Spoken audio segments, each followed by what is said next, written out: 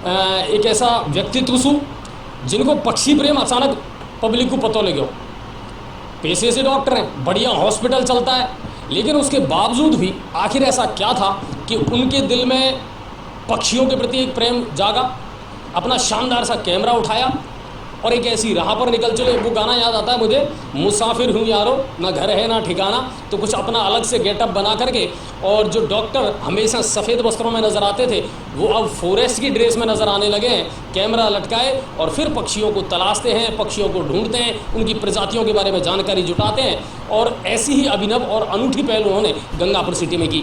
आपको याद होगा मैंने एक लाइव दिखाया था आपको नाजिम वाला तालाब से, जहाँ प्रवासी पक्षी जो है, विदेशों से आए हुए जो पक्षी हैं, उनकी शरण स्थल ये बना हुआ है। इसका किसी को पता ही नहीं था। बताइए आप, हमें ये नहीं पता था कि यहाँ प्रवासी पक्षी निवास करते हैं, विदेशों से वो आते हैं, इनको यहाँ गुलजार किया जा सकता है पर्यटन के क्षेत्र में। यहाँ बहुत कुछ विकास की संभावनाएं हैं और बहुत कुछ इस बारे में हम उनसे जानकारी लेंगे। तो मैं चाहूँगा आप ज़्यादा से ज़्यादा शेयर करें सर, ज़्यादा से ज़्यादा लोग जुड़ें। और उसके बाद फिर मैं आपको करौली, सवाई माधोपुर और गंगापुर सिटी की जो तमाम खबरें हैं और दिन भर की तमाम अपडेट है वो भी सुनाने वाला हूँ अपने अंदाज में, है ना। वो चलता रहेगा, लेकिन क्योंकि अब हम एक प्रोफेशनल व्यक्ति से बात करेंगे तो उसके लिए मुझे अपनी जो भाषा है वो वही प्रोफेशनल रखनी पड़ेगी। फिर बाद में ओजू भाई आप तो अपनी बात करेंगे, टेंशन मत करो। चलिए, तो मैं उनको इनवाइट करना चाहूँगा, डॉक्टर मुकेश गर्ग, वो मुझे ज्वाइन करें। नमस्कार अजय जी। सर बहुत बहुत धन्यवाद। और मैं सबसे पहले मैं धन्यवाद देना चाहूँगा सिटी न्यूज़ पोर्टल का।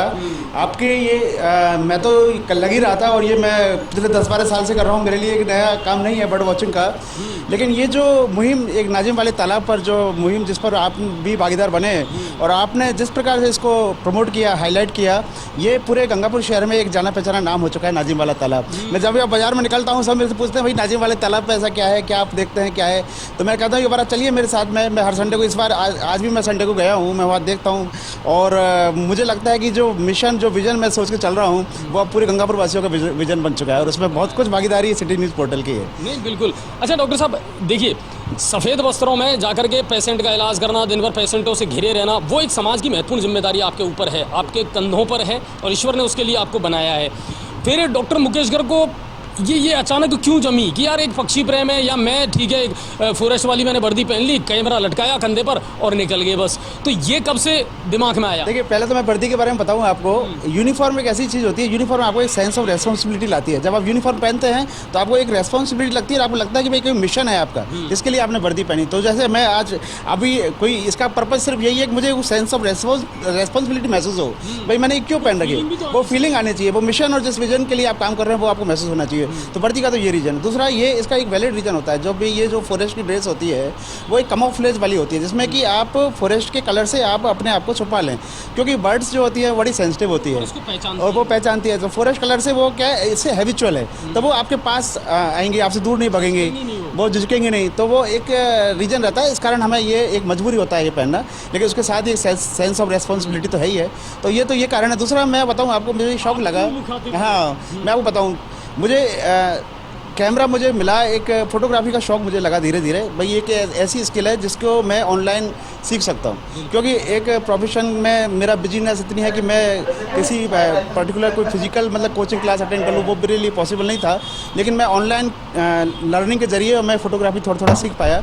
फिर मुझे लगा कि इसको अप्लाई कहाँ करें।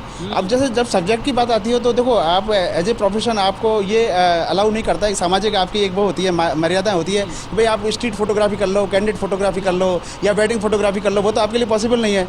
और दूसरा, मुझे ये कोई प्रोफेशन बनाना नहीं था, मेरा प्रोफेशन बिल्कुल अलग हटके, तो मुझे एक हॉबी के रूप में इसको डेवलप करना था। तब मैं ये बर्ड और वाइल्ड लाइफ के जो है, ये मुझे जो मेरे जो फ्रेंड्स थे उनमें कई जो है वो bird wild life photography already कर रहे थे, वो डॉक्टर फ्रेंड्स थे, तो उनसे मुझे ये इंस्पिरेशन मिली कि मैं इस तरफ झुकूँ। तो मैं धीरे धीरे इसमें मैंने सीखा बहुत कुछ। मैंने बर्ड फोटोग्राफी एक बहुत ही महंगा शौक है, मैं आपको बता दूं, बहुत महंगा शौक है, क्योंकि जो गियर और जो हमें यूज़ करने पड़ते हैं उनकी कॉस्ट ही जो है 8-10 लाख रुपए के गियर, 8-10 लाख रुपए गियर मेरे पास में अभी हैं। तो कहने का मतलब है बहुत महंगा शौक है, लेकिन वक्त भी बहुत देना पड़ता है। लेकिन दूसरी बात है, लेकिन जब जो बर्ड फोटोग्राफी और इस वाइल्ड लाइफ फोटोग्राफी के जरिए मैं एक्चुअली प्रकृति से नज़दीक आया, तो जो प्रकृति से मेरा लगाव जो हुआ ना, वो सबसे बड़ा मुझे जो उसका फल मिला, चेंजेस मिला, वो सबसे बड़ा ये मिला कि मुझे प्रकृति से लगाव महसूस हुआ। अब मैं आपको एक वाक़या सुनाता हूँ छोटा सा। धुंधेश्वर जो अपना एरिया है, जो कि बहुत फेमस है, टूरिस्ट प्लेस बन चुका है, वहाँ पर मैं बर्ड वॉचिंग के लिए जाता था। तो वहाँ पर मुझे हर 3-4 साल में गया, तो 3-4 साल में एक पेड़ वहाँ पर, एक बहुत सूखा हुआ पेड़, और उस पेड़ को बहुत काफ़ी जगह में फैला हुआ था, उस पर मैंने कई जो माइग्रेटरी बर्ड्स, कई विंटर विजिटर्स, मैं वहाँ पर उनके फ़ोटोज़ लेता था। 3-4 साल मैंने काफ़ी अच्छा उस पेड़ से और उस पर बैठने वाले पक्षियों से मेरा ऐसा लगाव हो गया कि मैं हर बार जाता तो उस पेड़ पर ज़रूर मैं वॉच करता था कि भाई कौन सी बर्ड्स वहाँ बैठी हुई है। एक बार मैं गया तो मैंने देखा कि वो पेड़ कट के और वो नीचे पड़ा हुआ था। आप देखिए उस दिन मुझे इतना दुख हुआ, ऐसा लगा कि मेरा घर उजड़ गया, वो आशियाना उजड़ गया, मुझे ऐसा लगा कि मेरा घर उजड़ गया जैसे। तो कहने का मतलब है वो प्रकृति से लगाव जो अटैचमेंट हुआ वो मुझे उस दिन महसूस हुआ कि क्या होता है ये। तो डेफिनेटली मैं ये कहता हूँ कि आपको कोई महंगे गियर लेने की ज़रूरत नहीं है।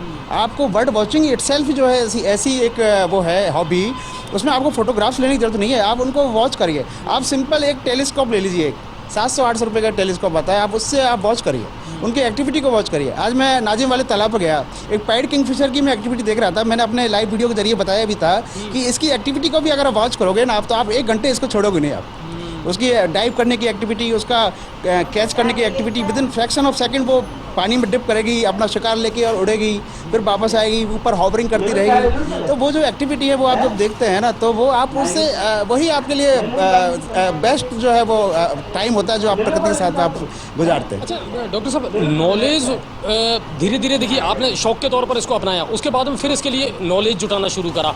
हम कैसे पहचाने? आम आदमी तो पहचान ही नहीं सकता ये विदेशी पक्षी है कि कौन सा पक्षी है।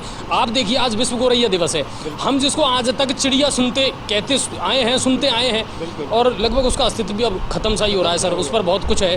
तो इनको कैसे पहचानें, ये जानकारियाँ कैसे जुटाएं, हम कैसे हम इन चीज़ों को ऑब्जर्व करें? देखिए इसके लिए बहुत तरीके होते हैं। आजकल आप देखते हैं नेट कनेक्टिविटी इतनी बढ़िया हो गई है, आजकल पूरा ग्लोबल एक प्लेटफॉर्म हो चुका है जहाँ पर आप सभी से कनेक्टेड रहते हैं। तो आपको उससे रिलेटेड, आपके सब्जेक्ट से रिलेटेड जितने भी एक्सपर्ट हैं उनसे आप कनेक्ट हो सकते हैं सोशली। तो मैं फेसबुक पर ऐसे ग्रुप से जुड़ा हुआ हूँ जो बर्ड एक्सपर्ट ग्रुप हैं, जो इस बारे में वो बर्ड आइडेंटिफिकेशन के बारे में वो देते रहते हैं, तो वहाँ से मैं जानकारी जुटाता हूँ। इसके अलावा मैंने बुक्स भी परचेज की हैं, सलीम अली की बुक्स करना आप सीख गए अब? बिल्कुल मैं करता हूँ। अभी भी कुछ ऐसी बर्ड्स हैं जो मुझे नई बर्ड्स मिलती है जो मैं कभी नहीं देखी है। इवन मैं नाजिम वाले तालाब पर भी अभी 4-5 ऐसी बर्ड्स आइडेंटिफाई की है जो मैंने पहली बार देखी ज़िंदगी में। और ये हर साल होता है, हर साल। इनको हम लाइफर बोलते हैं, हमारी लैंग्वेज में इनको लाइफर बोलते हैं। जिनको आप पहली बार रिकॉर्ड करते हैं, जिनका पहली बार फोटोग्राफ लेते हैं हम, उनको हम लाइफर बोलते हैं। तो ऐसे लाइफर मैंने 4-5 यहाँ पर देखे हैं। इवन सरप्राइजिंग ये है कि मैंने जैसे एक बर्ड होती है प्रीनिया, बहुत छोटी सी बर्ड, तो प्रीनिया की जितनी भी स्पीसीज जो इंडिया में मिलती है ना, सारी स्पीसीज मैंने अपने गंगापुर के आसपास के एरिया में आइडेंटिफाई की है। और मैंने उनकी फोटोग्राफ जब शेयर की तो सबने बड़ा अप्रिशिएट किया। ये इवन सैंड पाइपर्स की ऐसी कोई स्पीसीज नहीं है दुर्लभ प्रजाति। हम कहेंगे कि इंडिया में जो मिलती है वो सारी प्रजातियाँ आपको यहाँ पे आइडेंटिफाई हो जाती है, मतलब सारी ये है। इवन मैंने दुर्लभ प्रजातियाँ भी यहाँ पे आइडेंटिफाई की है। एक बार वल्चर था जो इंडियन, आजकल वल्चरों की संख्या बिल्कुल ही कम हो गई है, बिल्कुल एक्सटिंक्शन पर है। तो एक बार मैं धुंधेश्वर का मुझे याद है, धुंधेश्वर में वल्चर जो है वाइट वल्चर था, वाइट रम्प्ड वल्चर, जो कि बहुत ही रेयर है। तो वो इन फ्लाइट मेरे को मिला उड़ता हुआ, मैंने उसका फोटोग्राफ लिया, मैंने उसको शेयर किया, तो सबने बड़ा इंटरेस्ट शो किया उसमें। जितने भी जो बर्ड एक्सपर्ट थे उन्होंने बड़ा इंटरेस्ट शो किया कि बोले कहाँ आइडेंटिफाई किया आपने। इसके अलावा एक बार स्पैरो मिली थी मेरे को, एक रेड थ्रोटेड स्पैरो मिली थी, वो भी बिल्कुल रेयर बर्ड थी, तो मैंने वहाँ पर धुंधेश्वर में आइडेंटिफाई की थी। अच्छा, अपने एरिया की अगर बात करें डॉक्टर साहब, तो कौन कौन से ऐसे एरिया जहाँ इनकी आपको लगता है कि हाँ यहाँ इनकी आबादी सर्वाइव कर सकती है, यहाँ इनको माकूल माहौल मिल सकता है अगर हम करें कोशिश? तो देखिए मैं आपको बताऊँ, मुझे नाजिम वाला तालाब ये है, इसके पहले मैं धंधेश्वर वाला जो एरिया है वो माइग्रेटरी बर्ड्स, जो पैसराइन बर्ड्स होती है, उन बर्ड्स को हम बोलते हैं जो कि पेड़ों पर, झाड़ियों पर, यहाँ पर अपना हैबिटेट बनाती है। ऐसी बर्ड्स के लिए हेवन है रणथंभौर वाला, ये सॉरी अपना धुंधेश्वर वाला, क्योंकि वहाँ पर हिली एरिया है, वहीं पर फॉरेस्ट का पार्ट है पास में ही, वहाँ पर पानी का सोर्स भी एक बहुत अच्छा डेवलप हो सकता है। तो ये तीनों चीज़ें जहाँ मिल जाए तो वो बर्ड्स के लिए सबसे बेस्ट हैबिटेट होता है। तो ऐसा ही मैंने एक हैबिटेट वहाँ पर आइडेंटिफाई किया। इसके अलावा एक नाजिम वाला तालाब डेफिनेटली जो विंटर विजिटर्स हैं, जो विदेशी पक्षी जो आते हैं उनके लिए बहुत बेस्ट है, क्योंकि वो उनका जो समय होता है वो अक्टूबर से लेकर फरवरी मार्च तक होता है। अब आप सरप्राइजिंगली ये है कि इवन अभी भी वो विदेशी पक्षी जो है वहाँ पर मौजूद है। मुझे लग रहा था कि बार हेडेड गूज जो कि फरवरी के एंड तक चली जाती है, लेकिन मैंने अभी भी उनको, आज भी मैंने उनको आइडेंटिफाई किया, आज भी वो वहाँ पर मौजूद है, बिल्कुल हाँ, लेकिन वो मेरी उड़ती हुई मिली वहाँ पर, तो वो वहाँ पर मौजूद है। पेलिकन्स का झुंड अभी भी वहाँ पर मौजूद है। तो अभी भी वहाँ पर मौजूद होना ये दिखाता है कि उनको वहाँ बहुत अच्छा भा रहा है, वो एरिया भा रहा है, वहाँ से वो जाना नहीं चाहती अभी। यही तो इसका मतलब हुआ ना। अदरवाइज उनको परिस्थिति अनुकूल है, अदरवाइज वो क्या करते हैं, पक्षी तो क्या है, प्लेस देखते हैं, उनको लगता है कि ये प्लेस में आवास सही है, भोजन सही है, उपयुक्त है, तो वहाँ ठहरे रहेंगे, अदरवाइज वो दूसरी जगह चेंज कर लेंगे।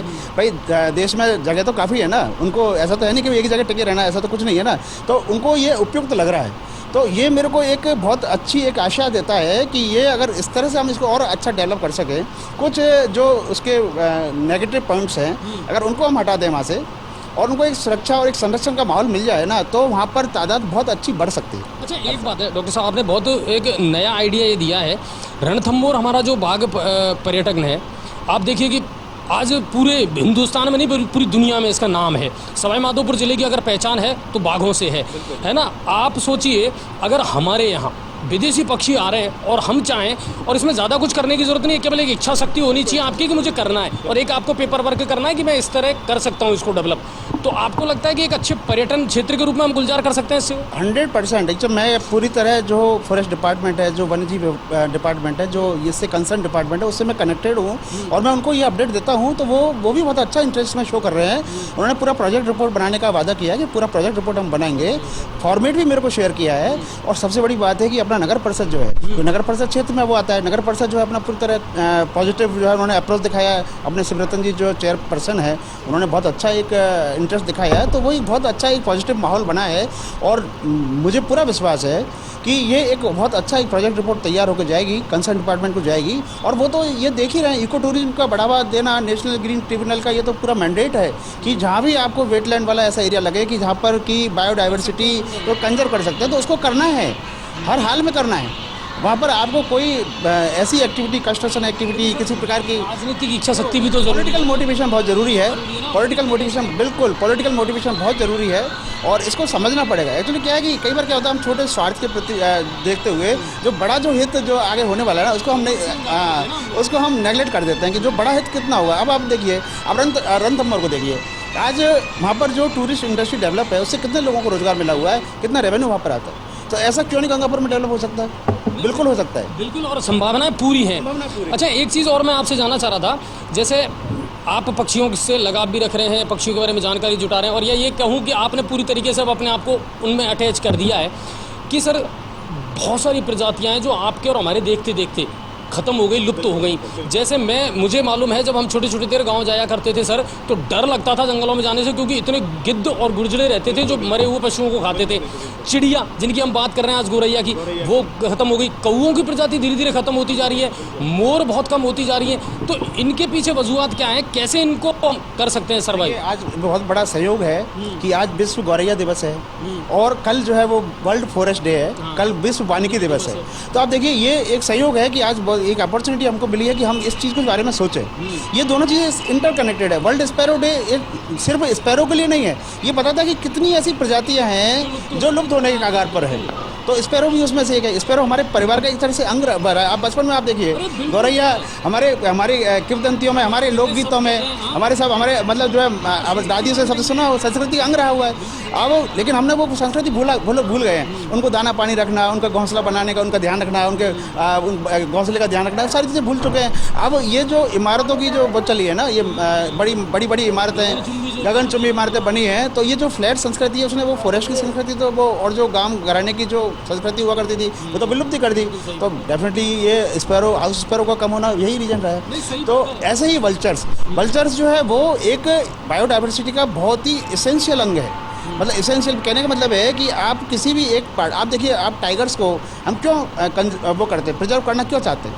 क्योंकि वो अगर इम्बैलेंस हो जाएगा, अगर बायोडाइवर्सिटी इम्बैलेंस हो जाएगी ना, तो उसका खामियाजा हमको ही भुगतना पड़ेगा, हमको ही भुगतना पड़ेगा। प्रकृति से छेड़छाड़ करे तो फॉरेस्ट में जितना भी जो आपको ये जो दिखता है, फॉरेस्ट में एक तरह अस्त व्यस्त दिखता है, आपको लगता है कि फॉरेस्ट तो बिल्कुल अस्त व्यस्त है। वो अस्त व्यस्त नहीं है, वहाँ पर अपनी एक व्यवस्था है, और उस व्यवस्था को अगर आपने छेड़ा ना, उसका खामियाजा हमेशा मानव को भुगतना पड़ेगा। तो ये बहुत एक ज़रूरी समझने की वजह, बस इसीलिए वल्चर खत्म हो गए। वल्चर खत्म हुए तो डेफिनेटली कौओं की प्रजाति कम हो रही है। बिल्कुल, ये सब जो है उसका रीज़न यही है। हमारे क्या है, ये जो अर्बन संस्कृति है, हम जो है पेड़, जो नया खान पान आया है, इवन जो है हम मतलब कहने का मतलब हमारा जो पेड़, अब जो पेड़ है, पेड़ एक अभिन्न वो है भाग अपने फॉरेस्ट का। पेड़ जो है, पेड़ सिर्फ न केवल जो है वो आपको ऑक्सीजन देते हैं, आप वहाँ की जलवायु का जितना भी कार्बन डाइऑक्साइड है, जो CCF है, उसको वो सोखते हैं, आपके वातावरण को शुद्ध रखते हैं। आशियाना वो वन्य जीवों को और जो पक्षियों को देते हैं। कुल मिला के है कि सोचना सबको पड़ेगा और ये सभी की सामूहिक जिम्मेदारी है। और देखिए एक सबसे बड़ी बात यह है जो डॉक्टर साहब अभी कह रहे थे कि हमने अपने आशियानों को मजबूत करने के लिए इनके आशियानों के साथ में छेड़छाड़ की है। आज रणथंभौर जो अभ्यारण्य है वहाँ से लगातार आज भी खबर आई है कि साहब बाघों के बीच में सत्ता को लेकर के संघर्ष होता है, क्योंकि बाघों की तादाद तो बढ़ रही है लेकिन उनके लिए जगह तो है ही नहीं, वो जाएँ कहाँ, वो कहाँ पड़ेंगे। आपने आसपास तो बना ली आबादी, घर बना लिए, शहरों के शहर बस गए, है ना। लोगों को फ्लैट के लिए जगह चाहिए, ज़मीन चाहिए, आबादी तेज़ी से बढ़ रही है और जो वन का रेशो है वो तेज़ी से घटता जा रहा है। अब वन्य जीव जाएँ तो जाएँ कहाँ। पर्यटन क्षेत्र में अगर आपको डेवलपमेंट करना है तो सरकारों को इच्छा शक्ति रखनी पड़ेगी सर। सीधी सी बात है कि सिर्फ हर चीज़ में कॉमर्शियल ना देखें कि मुझे फ्लैट बना करके, बिल्डिंग बना करके बेचनी है, करोड़ों रुपए कमाने, वो ना सोचें। केवल ये भी सोचें कि और जरिए से भी हम कमा सकते हैं, इनकी भी सुरक्षा बहुत ज़रूरी है। अच्छा, अब एक चीज़ और मैं आपसे पूछना चाह रहा हूँ, अभी हमारे यहाँ जो है और कौन कौन से एरिया आपको ऐसे लगे जहाँ पक्षियों की आवक है, जैसे इन 2-3 के अलावा और कहीं आसपास? शारोली वाला तालाब में बात करना चाहूँगा, जो भैरव धाम बहुत फेमस प्लेस है। मैं आपको बताऊँ, मैं जितनी भी ऐसी बर्ड्स जो देश में जब कहीं हम सुनते हैं कि वो केवलादेव नेशनल पार्क में मिलेगी, आपको उस रंगनाटू के आपको बर्ड सेंचुरी मिलेगी, उन बर्ड्स को जो मैं यहाँ पर आइडेंटिफाई फोटोग्राफ करके मैं शेयर करता हूँ तो कह रहे ये प्लेस आपके वहाँ पर वैसा प्लेस है, वहाँ पर ये बर्ड मिलती है, वहाँ पर ये बर्ड मिलती है। कहने का मतलब है मैंने इतनी रेयर बर्ड्स यहाँ पर जो है वो आइडेंटिफाई की है, लोकेट की है और उसकी तादाद भी बहुत अच्छी है। वहाँ पर बहुत अच्छा एक उपयुक्त प्लेस है, वहाँ पर नेस्टिंग भी होती है, कॉर्मोरेंट जो है अच्छी बर्ड्स जो है वहाँ पर नेस्टिंग करती है, तो बहुत अच्छा वहाँ पर संरक्षण उसका हो सकता है। तो एक तो शालोली हो गया, है ना, नाजिम वाला है, धुंधेश्वर है, एक आप वहाँ भी गए थे सर, बड्डा गावड़ी। बड्डा गावड़ी वाला मैं आपको बताऊँ, मेरा बहुत एक फेवरेट प्लेस रहा है और मैं वहाँ पर 3-4 साल से रेगुलर कर रहा था, लेकिन पिछले 2 साल से वहाँ पर पानी बिल्कुल सूख चुका है। वहाँ पर क्या है, पानी जो भी पानी इकट्ठा होता है वहाँ पर वो सिंचाई के लिए यूज ले लेते हैं। कभी उसका गया नहीं कि भाई इस तरह यहाँ पानी प्रिजर्व रखेंगे, यहाँ पर मछलियाँ होगी। तो मैंने यहाँ पर जितने भी ये जो पेलिकन्स के झुंड ये सारे हैं वो सारे मैंने वहाँ पर आइडेंटिफाई किए हैं। वो वहाँ पर वो सारे विंटर विजिटर्स वहाँ पर आते थे, सारे जो यहाँ पर मैंने किए हैं वो सारे वहाँ पर मैंने उनके रिकॉर्ड फोटोग्राफ्स मेरे पास हैं वो सारे, लेकिन वो सारा वहाँ से शिफ्ट हो गया क्योंकि वहाँ पर पानी नहीं रहा, तो अब वो उनका जो आगमन है वो बंद हो गया। तो कहने का मतलब अगर वो चीज़ हम प्रिजर्व करें तो वापस वहाँ पर वो उसी तरह का एक चहल पहल और पक्षियों को 3-4 ऐसे स्थान हैं जहाँ पर्यटन रूप में इसको विकसित किया जा सकता है, डेवलप किया जा सकता है। अगर राजनीतिक इच्छा शक्ति हुई तो वन विभाग तो आपको सपोर्ट करेगा, वो तो तैयार है सपोर्ट करने के लिए। आपका मोटिवेशन चाहिए, इवन नगर परिषद ने अपना हामी भरी है, पूरा नगर परिषद जो है पूरी तरह तैयार है। इसी तरह से पॉलिटिकल भी अगर साथ में विलिंग इसमें हो तो 100% जो है वो ये हो सकता है। और शुरुआत हम एक ही प्लेस से करें, हम सारे प्लेस को प्रोजेक्ट का बनाना वो बहुत मुश्किल होता है, तो आप एक प्लेस से शुरुआत हम करें, बिल्कुल कहीं से शुरुआत करें और उसके अब अच्छे पॉजिटिव रिजल्ट आएंगे तो डेफिनेटली फिर आगे सभी जो है वो मोटिवेट होंगे, आगे फिर दूसरे प्लेस को हम देखेंगे। आपकी इस कोशिश में मीडिया ने पूरा जो सहयोग बना वो करा, उसके बाद अब लोगों का फीडबैक कैसा मिल रहा है, रेस्पॉन्स कैसा मिल रहा है कि हाँ? नहीं, बिल्कुल रेस्पॉन्स बहुत अच्छा मिल रहा है, लोगों की सोच जो है वो काफ़ी चेंज हुई है, नज़रिया चेंज हुआ है। जैसे आपने कहा ना नज़रिए की बात, डेफिनेटली नज़रिया चेंज हुआ। मैं भी आपको कहता हूँ कि आप जब नाजिम तालाब पर जाएँ तो उस नज़रिए से देखें जिस नज़रिए से मैं देखता हूँ। आप ये नहीं देखें कि भाई वहाँ पर आपको सिर्फ आप देखेंगे तो आपको लगेगा कि डेफिनेटली कितना खूबसूरत हो सकता है अभी को देखते हुए, और ये कितना और खूबसूरत हो सकता है अगर इसमें ये सारी चीज़ें मेंटेन हो, सारी चीज़ें प्रिजर्व हो। नेगेटिव पॉइंट क्या है? नेगेटिव पॉइंट वहाँ पर यही है कि देखो, एक तो पानी का जो यूटिलाइजेशन है ना, वो जैसे कृषि उसमें यूज़ ले रहे हैं पानी का, हाँ बोटिंग भी उसमें हो रही है, उसमें फिशिंग का ठेका है, तो उससे क्या है कि वहाँ पर जो मछलियाँ जो ठेका दे रखा है तो वो क्या पक्षियों को बैठने नहीं देते। अब जो माइग्रेटरी बर्ड्स आती है उनको वहाँ बैठने नहीं देते, उनको वहाँ से भगाते रहते हैं शोरगुल करके। तो कहने का वो एक थोड़ा सा इनका शिकार भी होता है क्या? देखिए, मैं वहाँ पे देख रहा था, कई मेरे को डेड बर्ड्स वहाँ पर मिली। अब मैं एक्चुअली ये कहना बड़ा मुश्किल है कि उनका शिकार हो रहा है या नहीं हो रहा है, लेकिन वहाँ पर बहुत ज़्यादा मेरे को लगा कि कुछ एक्टिविटी इलीगल मदद मिली है, तो कुछ इलीगल एक्टिविटी तो वहाँ पर हो रही है जो मुझे लगा। और वो जो मिली है वो डक्स ये हैं जो बतख जिनको कहते हैं, तो डेफिनेटली वो क्या है कि ये थोड़ा सा एक भ्रांति जो है लोगों में है कि भाई डक का जो है वो मीट वो बड़ा स्वादिष्ट होता है, इस तरह की कुछ भ्रांतियाँ हैं। तो उस कारण मुझे लगता है कि कुछ इलीगल एक्टिविटी वहाँ पर हो रही है, उनका पोचिंग हो रही है, उनका शिकार हो रहा है। इस तरह के वहाँ से कुछ फोटोग्राफ्स वगैरह जुटाए हैं आपने? डेफिनेटली मेरे पास फोटोज़ हैं। मैं जो भी बर्ड्स मेरे को मिलती है, मैं तो एक्चुअली जब बर्ड्स मिलती है तो मुझे ऐसा लगता है जैसे मैं यहाँ पर बैठ जाऊँ 10 मिनट में आंसू बहाऊँ उस पर। मुझे रियली इतना दुख होता है तो मैं जैसे ही मैं क्या कर सकता हूँ, बस फ़ोटो ले सकता हूँ उसका। वैसे मेरे पास खूब फ़ोटोज़ हैं। नहीं, लेकिन ये सही कही है आपने कि जो नेगेटिविटी वाली जो चीज़ें हैं ना, वो तो हटानी पड़ेंगी सर वहाँ से, और सबको साथ और सबको सहयोग करना तो पड़ेगा, तब जा कर के हम उनको बचा पाएंगे। डॉक्टरी को कितना टाइम दे रहे हैं? देखिए, पेशेंट शिकायतें करते हैं? पेशेंट मैं मौका तो कम ही देता हूँ पेशेंट की शिकायत का, लेकिन फिर भी देखिए अब शौक है, कई बार क्या शौक के होते हो सकता है लेकिन फिर भी मैं बहुत बड़ा बैलेंस बना के चलता हूँ, और इसके बारे में जो है मेरे सभी अप्रिशिएट करते हैं, मेरे दोस्त भी अप्रिशिएट करते हैं। आपको पता ही है मैं कितनी संस्थाओं से जुड़ा हुआ हूँ, क्लब 9 में मेरा आपको पता ही है, तो वहाँ पर मैं पूरा समय देता हूँ। मेरी प्रैक्टिस को तो मैं देता ही हूँ समय अपना पूरा, जितना मैं कोशिश करता हूँ कि मैं थोड़ा मैं वही समय मैं निकालूँ। मेरे को करना क्या पड़ता है, लोग जो है 9 बजे जगते हैं सोकर, मैं जो है 6 बजे जग जाता हूँ, बस इतना सा फर्क होता है। अच्छा, कहाँ घूम लिए? मैं अभी बहुत ज़्यादा जगह पर तो नहीं गया हूँ, मैं अपना केवला देव और जो रणथंभौर, ये तो अपना जो है ही है। इसके अलावा मैं साउथ में मैं जो नेशनल पार्क है उनको मैं विजिट किए हुए हैं, लेकिन मेरा मेन है एमपी पर जाने का। एमपी के जितने भी एमपी में बहुत ज़्यादा माना जाता है कि एमपी में 4-5 नेशनल पार्क है पे, चाहे कान्हा है, ऐसे 4-5 है वहाँ पर, तो वो मेरा एक बार जाने का है, तो वहाँ पर मैं बनाऊँगा। बिल्कुल। अच्छा, घर वालों का अच्छा सपोर्ट मिलता है? बिल्कुल पूरा सपोर्ट है, घर वाले पूरा मेरे को सपोर्ट देते हैं इसका, और उनको भी अच्छा लगता है कि एक शौक के बिल्कुल ज़िंदगी को अलग अंदाज में जीने का एक तरीका है। और मैं ये समझता हूँ कि देखिए, हमारी जो पीढ़ी है, चाहे वो डॉक्टर साहब की बात कर लें या मेरी कर लें, हमारी पीढ़ी वो पीढ़ी है जिसने सबसे ज़्यादा ट्रांसफॉर्मेशन देखे हैं, जिसने सबसे ज़्यादा बदलाव देखे हैं। हमने ज़िंदगी ब्लैक एंड वाइट टीवी से शुरू की थी और आज हम एलईडी तक आ पहुँचे हैं। बहुत तेज़ी से ट्रांसफॉर्मेशन देखा है सर, तेज़ी से ट्रांसफॉर्मेशन हुआ, और उस ट्रांसफॉर्मेशन अपने आप को अडॉप्ट कर रहे हैं। इसको देखकर भी हमारे परिवार वाले सभी मतलब बड़े खुश होते हैं कि भाई देखो इन्होंने उसको अडॉप्ट किया है, और नई टेक्नोलॉजी के साथ भी अपने आप को इस तरह से एडजस्ट किया है, और वो ट्रेडिशनल भी लाइफ हमने जी है, पूरा रूरल लाइफ हमने जी है, सारा कुछ दोनों चीज़ें देखिए। बिल्कुल सबसे ज़्यादा जो बदलाव है ना, वो हमारी पीढ़ी ने महसूस किया है। शायद आने वाले बच्चे ना करें, लेकिन कुल मिलाकर के ये है कि ये सबकी महती जिम्मेदारी है, और प्रकृति को अगर बचाना है, और सबसे बड़ी बात है कि कोरोना जैसे दानवों से अगर हमको बचना है तो प्रकृति को बचाना बहुत ज़रूरी है। ये कोरोना कुछ नहीं था, केवल मेरा जो मानना है, मैंने जो सीखा है कि हुआ कुछ नहीं है, ज़िंदगी को हमने रिसेट किया है। 2 साल में ज़िंदगी रिसेट हुई है। अगर हम सोचें तो कोरोना से पहले की ज़िंदगी और कोरोना से बाद की ज़िंदगी देख लेना, 2 पार्टों में बटी हुई नज़र आएगी आपको। आप सही कह रहे हैं अजय जी। मैं आपको एक बात बताना चाहता हूँ कि मानव हमेशा जो है प्राकृतिक विपदाओं पर थोपता रहा है कि भाई मेरी त्रासदी का कारण प्राकृतिक विपदा है, लेकिन मैं बताऊं कि मनुष्य की त्रासदी का कारण मनुष्य खुद है। आज आप देखिए, आप रशिया यूक्रेन के बाहर का देखिए, ये त्रासदी, अब कोरोना त्रासदी से हम उभरे नहीं कि ये नई त्रासदी। अब इसके जिम्मेदार कौन? कोरोना है जिम्मेदार? कौन जिम्मेदार है? मनुष्य जो है सिर्फ और सिर्फ अपने दोषारोपण जो है वो प्राकृतिक विपदा को देता है, अदरवाइज मनुष्य खुद जिम्मेदार है। जितनी भी परिस्थितियाँ, चाहे वो कोरोना, चाहे वो वार, या जो भी परिस्थितियाँ हैं, उसका जिम्मेदार खुद है। और आज भी अगर मनुष्य नहीं संभला तो आने वाला जो पीढ़ियाँ हैं ना, वो हमारे इसके लिए हमको कोसेंगे। ये हमने कि हम क्या विरासत उनके लिए छोड़ करके जा रहे हैं, ये बहुत बड़ा प्रश्न है, और ये हमको भी सोचना चाहिए।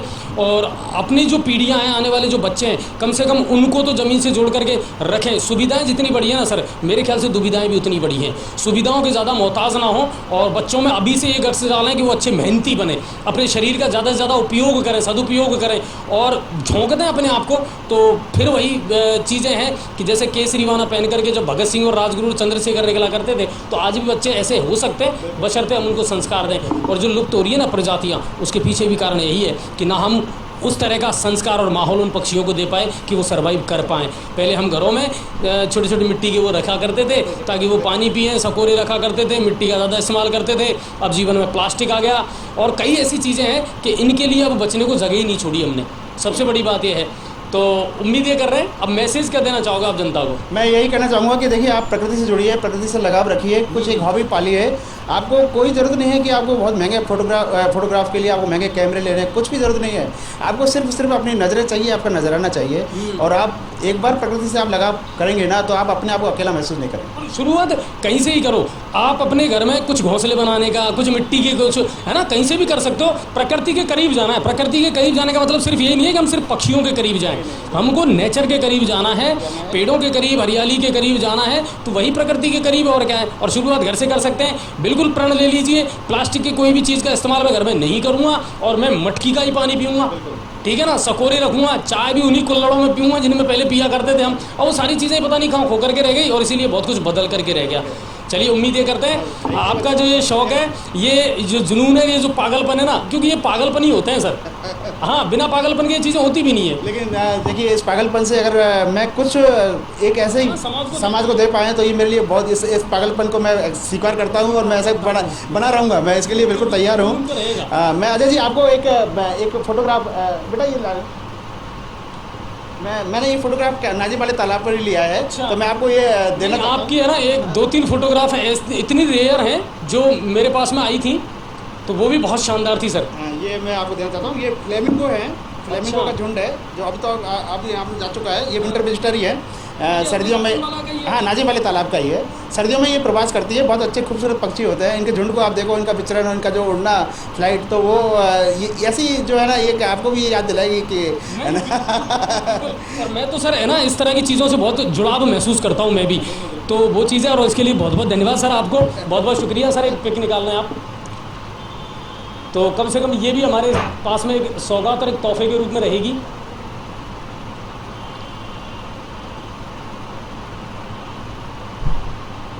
चलिए दोबारा सिटी न्यूज़ पोर्टल का पूरा धन्यवाद देना चाहता हूँ। आपने हमेशा सहयोग दिया है, आगे भी आप मेरी अपेक्षा है कि इस तरह आप सहयोग आपका मिलता रहेगा मुझे। बिल्कुल देते रहेंगे, और आप भी है ना अच्छी मेहनत करते रहे। और सबसे बड़ी बात है, अब इस प्रोजेक्ट को ड्रीम प्रोजेक्ट में बदलना है हमको, है ना। तो हम आपका पूरा जी जान से साथ देंगे, चाहे राजनीतिक स्तर पर कोई कार्रवाई करनी पड़े या प्रशासनिक स्तर पर, पीछा नहीं छोड़ना है। अब इस एरिया को पर्यटन क्षेत्र बनाना ही है पक्षियों के मामले में, और इसमें कम से कम मुकेश जी का जो नाम है ना, वो हमेशा ऊंचा रहेगा कि यार शुरुआत उसने की थी। मेरा नाम ऊंचा की जरूरत नहीं है, बस ये गंगापुर शहर का नाम ऊंचा होना चाहिए। मेरा सिर्फ और सिर्फ ये उद्देश्य है। मेरा खुद का नाम मुझे कोई प्रमोट करना नहीं है। गंगापुर शहर का नाम ऊंचा हो, सदियों तक जो है ये पर्यटक स्थल डेवलप होगा, तो ये विरासत जो है सदियों तक जाएगी। ये कोई अभी के लिए डेवलप नहीं होगा। बिल्कुल सही बात। हाँ, आने वाले छोड़ के गए हम विरासत को, उनके लिए अच्छी चीज़ें। चलिए बहुत बहुत धन्यवाद सर आपका, बहुत बहुत शुक्रिया, और जब भी ज़रूरत होगी हम आपको फिर याद करेंगे। Thank you. चलिए बहुत बहुत धन्यवाद।